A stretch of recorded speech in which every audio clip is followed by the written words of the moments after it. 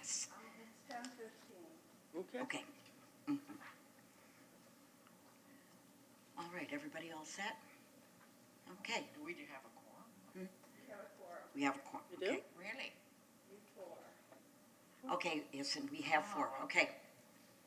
I will now call the meeting of the Library Advisory Board to order for the meeting of May 5th, 2022. So first of all, if everyone's had a chance to take a look at the minutes from the February 3rd meeting, do I hear a motion for approving the minutes? I so move. Okay, very good. Do I have a second? Second.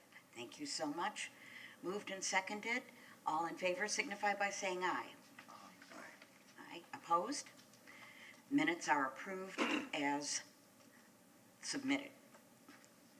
All right. Are there any citizens to be heard by the Library Advisory Board? Seeing none, we will move on. All right, new business items. The Summer Library Program, near and dear to our hearts. Jennifer Obermeyer, would you please fill us in on the Summer Absolutely. Library Program? This is our season, our big season for programming. It's primarily geared for children, school-age children, but because we don't stop there, we also include an adult summer reading program. So we have so many great programs planned. The theme this year is Oceans of Possibility, which I think fits so perfectly from where we live here, surrounded by water. But it's a unique part of the summer reading program this year is we are excited to, once again, this will be the second year we're partnering with the sustainability team, the city's sustainability team, and they're going to present a Green Guardian series.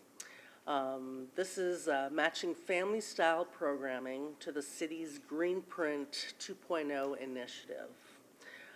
So participants, families, children's, teens will explore ways that they can help the planet while learning what the city is doing in regard to sustainability as well. This is an 8-week series program. It's designed to give children and families what we call green superpowers. And each week it rotates throughout our 5 locations. The sessions focus on a different environmental topic with guest presenters and fun crafts. So we're really excited to present this year. And again, it fits so well with our theme. So some of the programs in the series, one's called Trash Formers. We like to get creative. Innovation Stations, Native Wildlife, Gardening for Good, Gas Busters Safety Rodeo, it's a bike rodeo, Harness the Sun, and Change the Future. So Good. And when do these programs begin? they begin the middle of June. Okay. Don't quote me on the date, maybe the 14th, somewhere around there, because I believe school gets out the first week of June. So Okay, and how are we marketing this program? through our social media programs, our My Clearwater magazine, Oh, good. posters, flyers, press releases, and then various outreach events that are happening now, Good. we are promoting heavily, so. Okay, if we are interested in getting a flyer for this program to hand out to other groups we're a part of, how would we do that? I will send you. That would be great, because 2 other organizations have kids' programs coming up at the end of May, and I would like flyers ready to hand out at those events. That's wonderful. Great idea. I believe in networking. So, and most of these are children of Clearwater, so. And then our utility bills, Clearwater's utility bills, they call it Sunshine Lines. They always promote our programs and initiatives. So it'll be in, I don't know, I guess it'll be in next month's That's, next month, or maybe this month in July. I haven't got my utility bill yet. In the paper bill, yes. that's a Yep. good idea. Yes. Yes, very good. Because we all get those. Yeah. Yep. So, At no extra cost. Oh, I don't live in Clearwater, but I have Clearwater gas, so I get a utility bill. okay, But- good. Oh, any other comments from board members? Okay. Moving on, the main library parking lot, which we certainly became aware of. Wondering. As you know, the majority of our parking lot is unavailable right now, and that's because they are doing work, obviously, in the park. But part of that, underneath our parking lot, are some things that they need access to.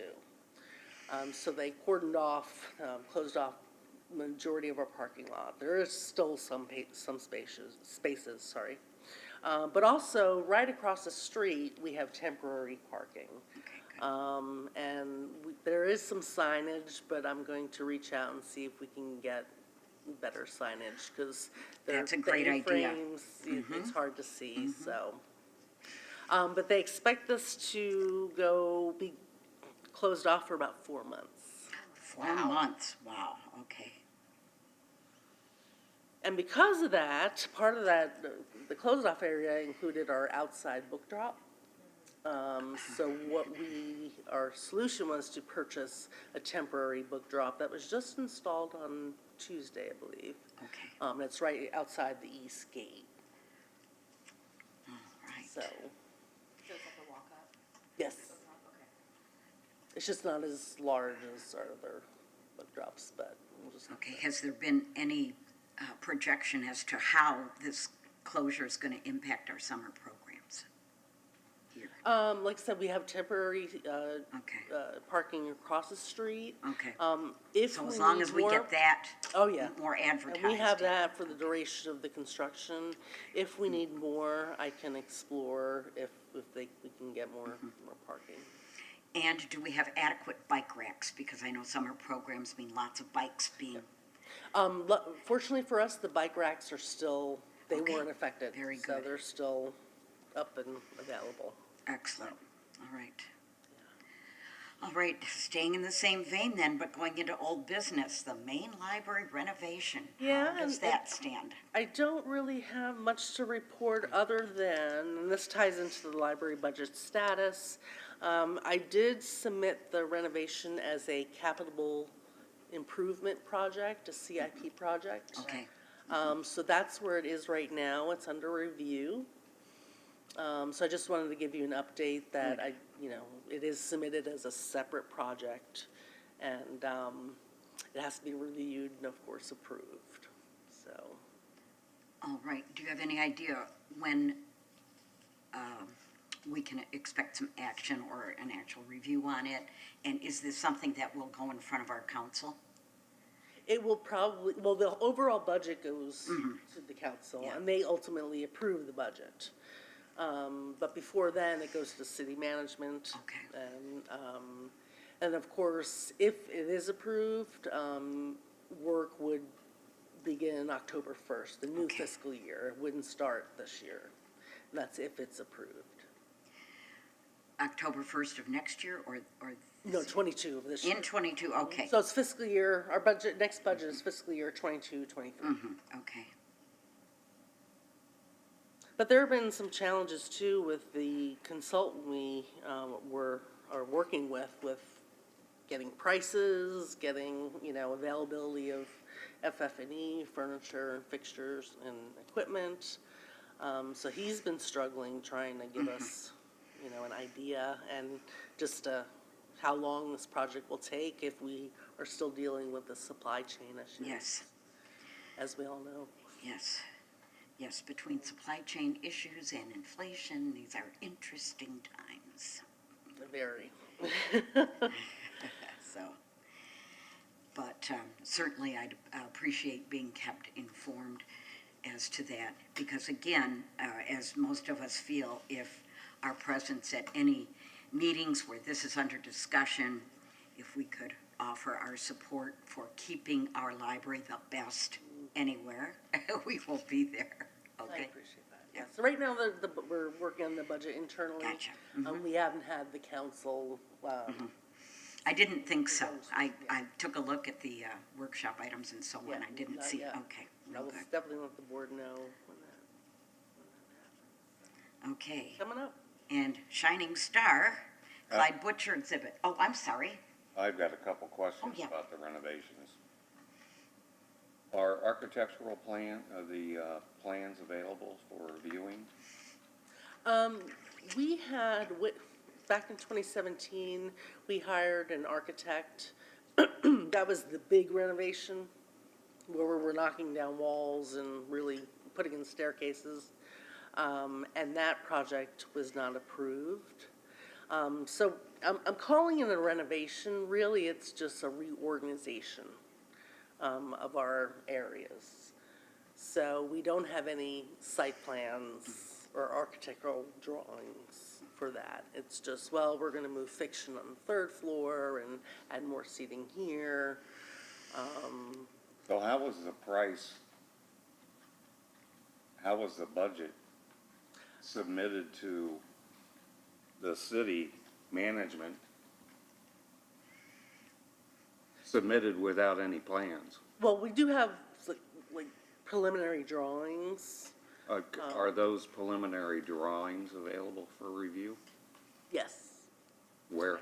I can send them to the group if you'd like. I would like a copy. Yep. So would I. Okay. So it's more of a refresh. Yeah. Kind of like, at home, moving your couch over here, or it was over here. Yeah, no, I understand, but, And then revisiting our service model. So having, the first floor being more active, grab and go, and meeting spaces, collaboration, and combined, circulation desk with the librarian. So, because we're planning on moving some computers and the downstairs. So really having like a joint use desk, which is very consistent with our other locations.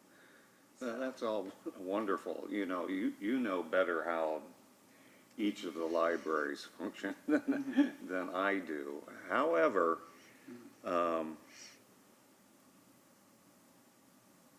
I have been in many libraries in major cities, mainly on the East Coast. And I've also been to libraries in Europe. Not that I'm a library fanatic, like I was in Rome and I asked where I could get a postcard and they said, well, the library's right down the street. Just like a couple blocks. So I went down, and in Italy, the libraries are bookstores. You go into bookstores and you pick up souvenirs and novelties and, whatever. And then the library's in the back. So I know a little bit about libraries. Yeah, I'm not suggesting anything like that, but I know a little bit about libraries, and I certainly support you and your efforts and your staff's efforts to improve how the library functions. Were any upgrades included for any of the other libraries? No, because. They're all going to remain the same? Countryside is it's about, 5 years old. East is only 3 years old. Yeah. We are looking to refresh North Greenwood with some new furniture. Great. Maybe move stuff around. Have you been there lately? It looks gorgeous. Not lately. They've cleared out so many. I mean, it's just a well-planned footprint. So we like to refresh it's time to refresh their furniture. Wonderful. Because they opened, in 2005, so it's been a while, so, That's all. but thank you. Yeah. Very good, thanks for And, your comments. once the park is completed, we all envision more people, because we'll be right on the bluff walk, so we envision more people coming in. So that's why we wanted to make the first floor more active and relevant you know, that synergy with the park. You talked about it being more open, right? Like, the shelves will be, it won't be, Lower, I yes. can't remember exactly how you put it last time. Yeah, we're gonna lower the That sounds great. shelving, so we'll have that view, Yeah. and Oh, it'll wonderful. just, it's gonna be great, so. Nice. Great, well, I'm very happy that the library is being integrated into the plans. At first, that definitely was a concern. It looked like we were just gonna be here with the entrance off here and Yeah. imagine Clearwater there. Yep. So I'm very pleased that it's recognized that this is a jewel. Yeah. This is a jewel, and it needs to I be agree. featured. Good. And it's Okay. a process, and it's a slow moving, any construction project is a Yes. process, so. Yes. Okay, you want to talk to us now that we're coming to the end of the Clyde Butcher exhibit. How's it gone? Oh, it has just been such a success. I'm so grateful that we, you know, the CRA partnered with us and helped get this to fruition. It does close, the exhibit closes on May 31st. And then there will be a short turnaround, and our next artist will be Clyde's wife, Nikki Butcher, who is also a photographer. I believe she mostly does color, but I don't know what exhibit, what specific exhibit's gonna be here, but, so her exhibit will open, mid-June, and will probably conclude around in December, Oh, very good. so Oh, that's we're excited. terrific. we're excited. Yes. But Mr. Butcher was, in March, he was at the Capitol Theater, I don't know if you heard. He did a lecture and a book signing, and it was a sold-out house. Yes. So many people, and people are coming from all parts of Florida, and a lot of people who were vacationing down here heard about it, and I mean, it was impressive. And of course, we had a reception here before and then after, so it was so successful, so we're very, very lucky. I know people in my building came for the lecture, and I had friends and relatives in from out of town, and we all came, and we kept coming up here in a group from my church and all that. It's like, this place is amazing. Yeah. And the exhibit, just, people were amazed. Because in Central Florida, we don't necessarily know that much about the Everglades. And I feel that my understanding certainly increased exponentially because of viewing it multiple times. And even now, you know, when I'm just in that hallway and I'm just kind of, look at that, awesome. So, And how he photographs it, he literally goes into the water yeah. with a big, the camera you'll see out there. How does he not get the camera wet? How does he, and then the alligators and water moccasins, I'm like, Yes. I watched that video and my palms are sweaty. Oh, brave man, but, Yes, his great photos art are- can be very hard work. so. Okay.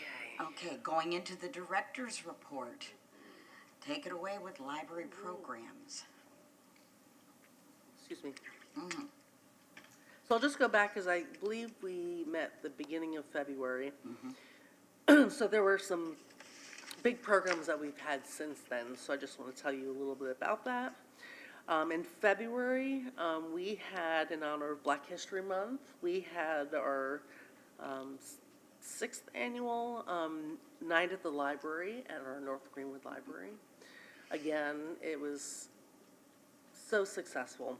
They had a great program of presenters and speakers and music, and the community really came out once again, and it was just a great time for them to get together, connect, and learn.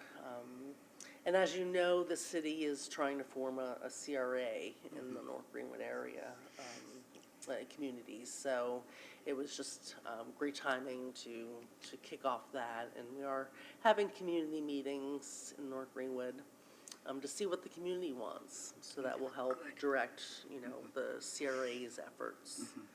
So that was in February. In March, we had finally, since COVID happened, we were able to have our famous Comic-Con. In prior years, we hosted it here. But with some of the changes, like this room, and now the exhibit space, we just felt that we needed a bigger open space and parking. So we partnered with Parks and Rec, and we had our Comic-Con at the Ross Norton Recreation Center. Okay. In South Greenwood, and we had over 2,000 people come. And what's unique about our Comic-Con, it's family friendly, it's free. So we have, activities for all ages, and we have vendors there selling their wares. So I was just so happy that to bring it back, because that was one of our signature programs. And to be able to partner at the rec center was just a more conducive venue, given what our constraints here with the construction. So that was in March.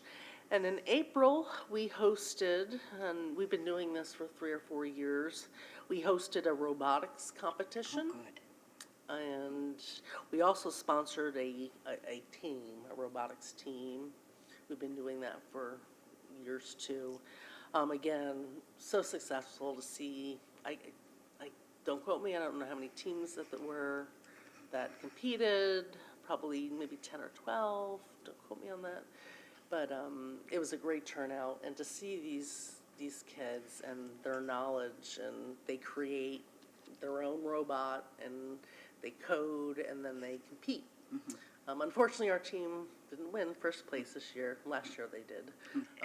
But it's a great program, and it really supports the school's curriculum, the STEAM, the STEM programs. So we're proud of that. Wonderful. And let's see. What's happening this month? Anything in particular? May is a slower month for I would us think because we're gearing up for summer reading program. We do have some programs scheduled, but not as many as normal. We did have last weekend, and I'm so glad the weather held up, because it was outside at our East Community Library in the Quad. It's our El Dia de los Niños, El Dia de los Libros, our Day of the Child, Day of the Book celebration. And we've been doing that every year, and it's been great. And it's geared for the Hispanic community, and we just had a great time. I think they had over 200 people. So, That's fabulous. Very good. Very good. so. Okay. Now, the budget. Yep, and I just wanted to mention that we are in the budget process. So we submitted our CIP projects. One other CIP project that I submitted was trying to get a library vehicle. Because we're doing so many more outreach and community events, and we're bringing a lot of equipment out, 3D printers, and then, tents, tables.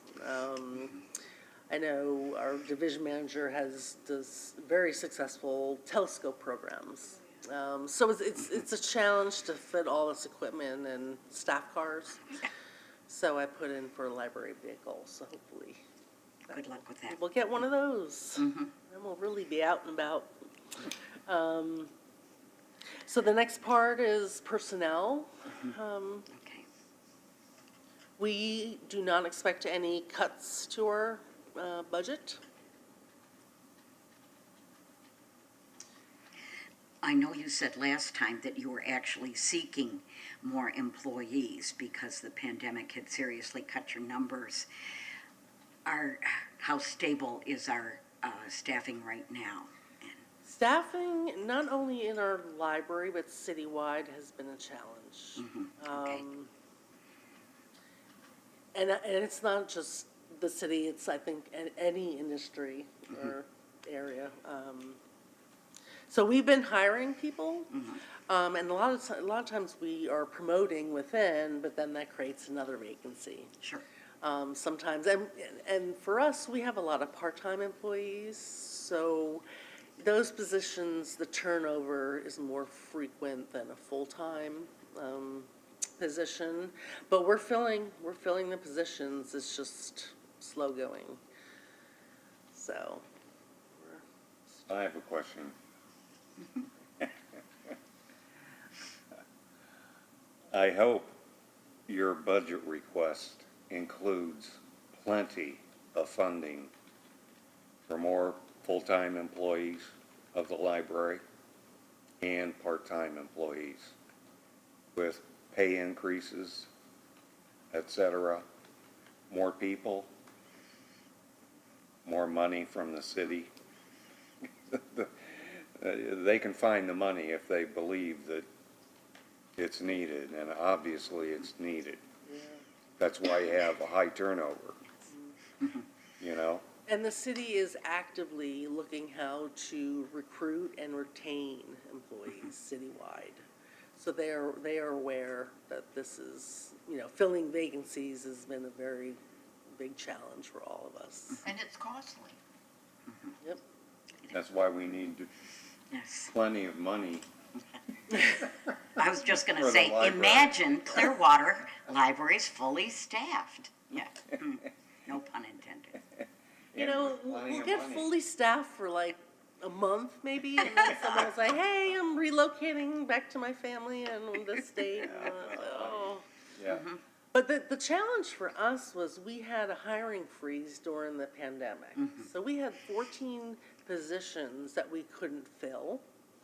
And then when they lifted the hiring freeze, we had 14 vacancies to fill. And then some more that people have, moved on to other opportunities. And again, the hiring process is a process. It doesn't, if you choose a candidate, it could take up to, 3-4 weeks to get them on board. So, but we're doing our best. We are doing our best. I'm sure. Congratulations. Yes. That's a lot of effort. Just offhand, what kind of personnel are the most critical need areas right now? I would say equally library assistants and librarians. Okay, Yeah.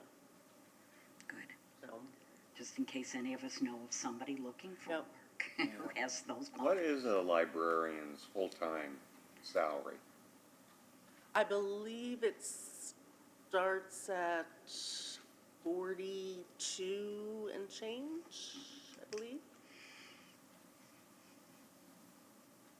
I can definitely get you the exact number. It's also on the city's website.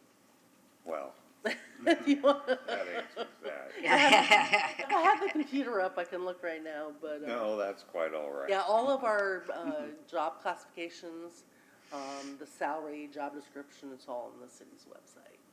Great. But the part-time positions are a little more challenging to fill. So, Okay.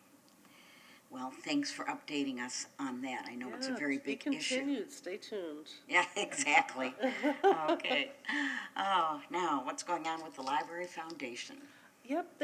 In fact, I just had a meeting on Tuesday evening, and I haven't received an update.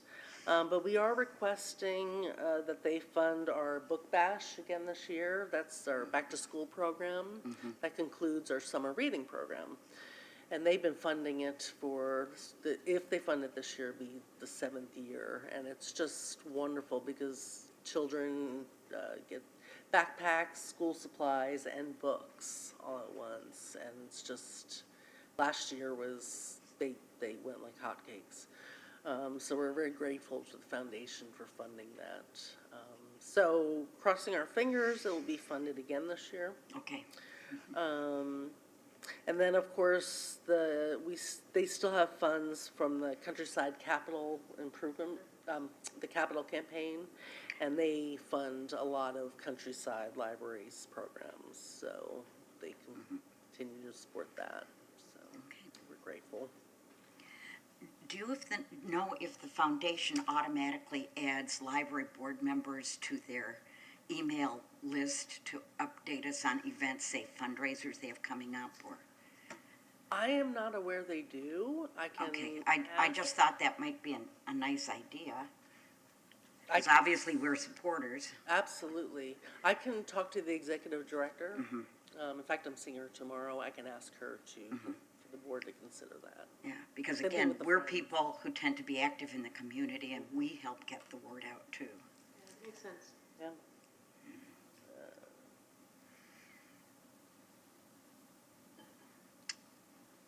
Okay, and then we'll move right into the Friends of the Clearwater Library.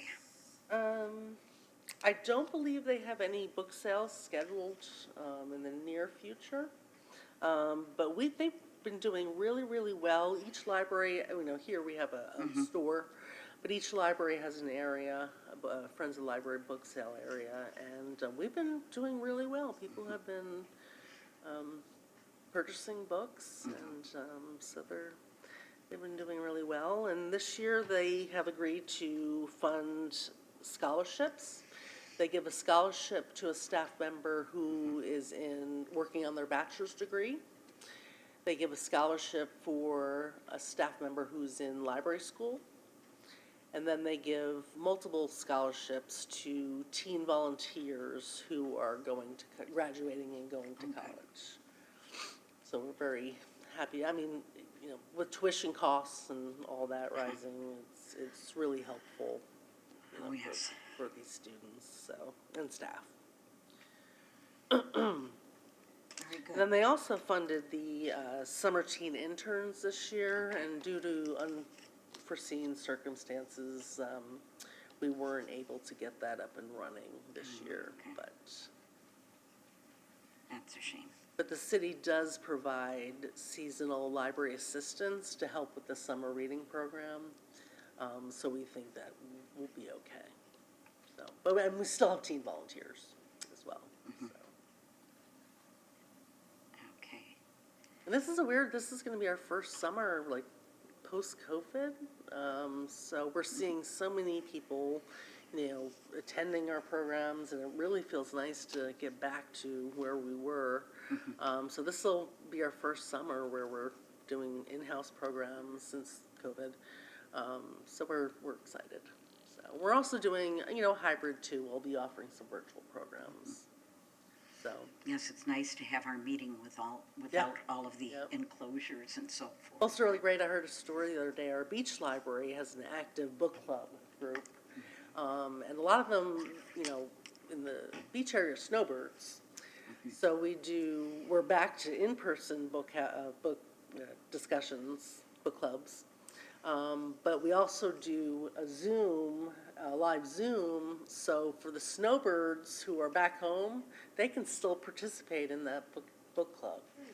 So it's really nice, it's like you don't have to be here and still participate, so. Yeah, I really think that's one of the permanent changes from the pandemic, is that we're learning how to hybridize Yep. meetings, gatherings, all sorts of presentations, so that whether you're there in person or on Yep. Zoom or another modality, we can increase attendance and participation. I always say that's one of the silver linings. Mhm, of COVID is absolutely. We had, Yes. forced us to rethink how Adapt, yeah, absolutely. so. Is that still available for people who, for instance, couldn't attend, like today, the option? I would have to Zoom? coordinate with public communications, to do that. So, Well, I think before Zoom wasn't an option for the board meeting, but someone could call in, like one member could call in if necessary. Wasn't that discussed at one point? yeah, we could definitely we've had a call-in Yeah. before. Last time we tried it. Yeah, it was, we had Oh, some okay. technical, It was hard to hear, I recall. yeah, Yes. so, I've had to set up meetings where we were doing Zoom and in person. And it was, when there was 3 people coming in on Zoom, and there were only 2 people at the meeting, it was difficult. Well, it certainly makes you appreciate what teachers had to go through in the pandemic, Exactly. trying to do virtual and in-person teaching at the same time. Oh, my goodness. Yeah. and I believe we've done some story times, hybrid story times, but Okay. again, you have to have a dedicated person at the Yeah. computer Yes. to monitor all that, so. All right. Are there any board members who wish to be heard? Okay. Timothy? Yes, did you talk to the Director of Communications in regard to the Seaview? Yes, I did. What kind of response? So I requested her department to consider advertising for our library programs during Seaview, before city council meetings. So I believe she said she was gonna start working on that. That's great. Yeah, Okay, excellent. yeah. One other comment. It's my understanding, when I got the booklet in regards to responsibilities, et cetera, for board members, regulations, you know, sunshine law, et cetera,